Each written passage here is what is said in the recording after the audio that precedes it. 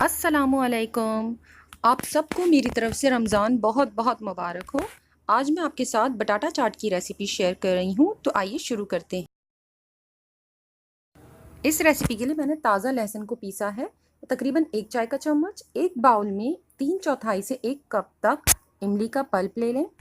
इसमें शामिल करें 1 चाय का चम्मच लहसुन, 1 चाय का चम्मच भुना कुटा ज़ीरा, 2 चाय का चम्मच भुना कुटा धनिया, 1 चाय का चम्मच नमक, 1 चाय का चम्मच पिसी लाल मिर्च, आधा चाय का चम्मच हल्दी पाउडर, 1 चाय का चम्मच कुटी हुई लाल मिर्च, 2 खाने के चम्मच चीनी, 1 चाय का चम्मच चाट मसाला।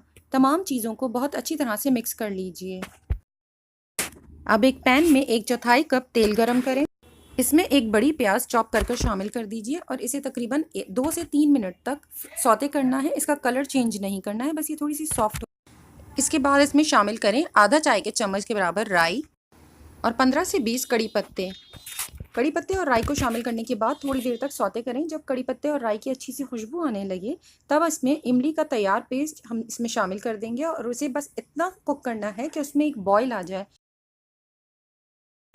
बॉयल आने के बाद इसमें आलू शामिल कर दें। तकरीबन आधा किलो आलू हैं, जिसे मैंने उबाल लिया है और छोटे टुकड़ों में काट लिया है।